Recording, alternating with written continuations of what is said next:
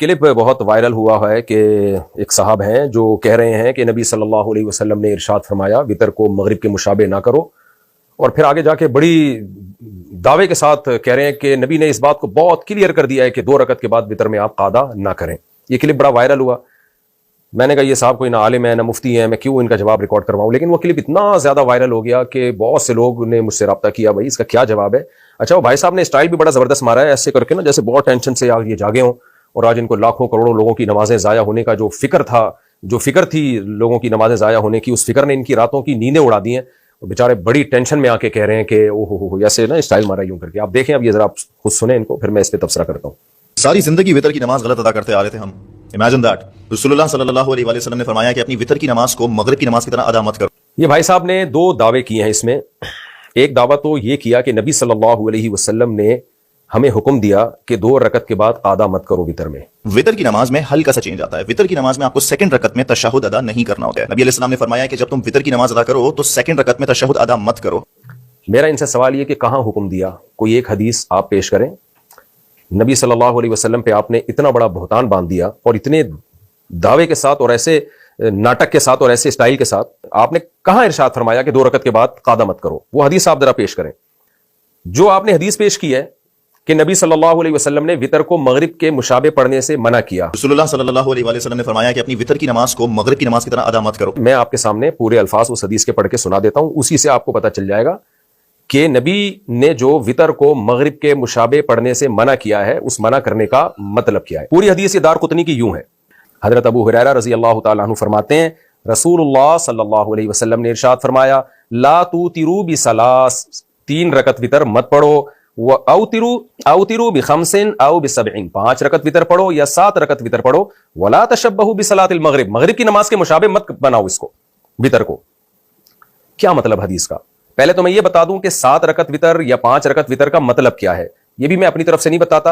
امام بخاری کے شاگرد امام ترمذی بہت بڑے محدث، وہ فرماتے ہیں کہ حدیث میں جب یہ آتا ہے کہ 5 رکعت وطر پڑھو یا 7 رکعت وطر پڑھو یا 9 رکعت وطر پڑھو، یا حدیث میں جب یہ آتا ہے کہ نبی 9 رکعت وطر پڑھتے تھے 13 رکعت وطر پڑھتے تھے، تو اس کا مطلب 3 رکعت وطر سمیت پوری جو تہجد کی نماز ہے وہ مراد ہوتی تھی۔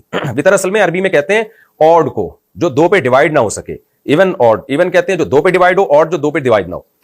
کہتے ہیں جو نبی صلی اللہ علیہ وسلم سے مروی ہے نا کہ آپ صلی اللہ علیہ وسلم 13 رکعت وطر پڑھتے تھے، اس کا مطلب یہ ہوتا ہے کہ وطر سمیت ٹوٹل رکعتیں 13 ہوتی تھیں، تہجد بھی اس میں ملا کے راوی نے بیان کیا ہے۔ شرح معانی الآثار میں حدیث نمبر 1739 اس میں ہے حضرت ابو ہریرہ رضی اللہ تعالیٰ عنہ فرماتے ہیں لا توتروا بثلاث، 3 رکعت وطر مت پڑھو، تشبہوا بالمغرب، اس سے تم مغرب کے مشابہ بنا دو گے اس کو، بلکہ کیا کرو ولیکن، بلکہ لیکن، اوتروا بخمس، 5 رکعت وطر پڑھو، او بسبع، 7 پڑھو، او بتسع یا 9 پڑھو، او ب11 یا 11 پڑھو۔ صاف پتہ چل گیا بھائی، اس کا مطلب ہے کہ صرف 3 نہیں پڑھو۔ ہوتا یہ ہے کہ مغرب کی نماز سے پہلے عام طور پر نوافل نہیں پڑھے جاتے، اگرچہ جائز ہیں، حدیث سے ثابت بھی ہیں، لیکن اس کی کوئی زیادہ ترغیب نہیں ہے اور معمول بھی عام طور پہ لوگوں کا نہیں ہوتا۔ تو نبی صلی اللہ علیہ وسلم فرما رہے ہیں کہ وطر بھی مغرب کی طرح مت پڑھو کہ صرف 3 رکعتیں، بلکہ وطر سے پہلے 2 رکعتیں یا 4 رکعتیں یا 6 رکعتیں یا 8 رکعتیں پڑھو، تاکہ پوری صلاۃ اللیل تمہاری کم سے کم 5 رکعتوں پر مشتمل ہو یا 7 رکعتوں پر مشتمل ہو یا 9 رکعتوں پر مشتمل ہو یا 11 رکعتوں پر مشتمل ہو۔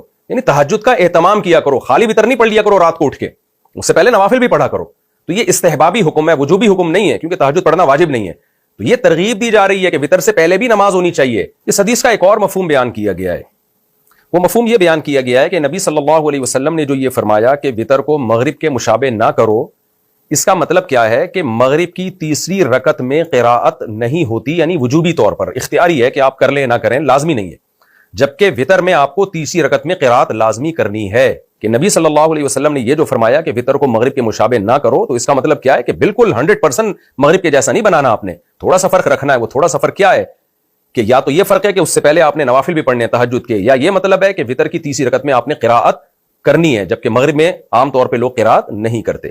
اور سرسری غور سے ایک اور مطلب بھی سمجھ میں آتا ہے کہ مغرب کی نماز میں دعائے قنوت نہیں ہوتی، جبکہ وطر میں دعائے قنوت ہوتی ہے۔ وطر میں دعائے قنوت حدیث سے ثابت ہے۔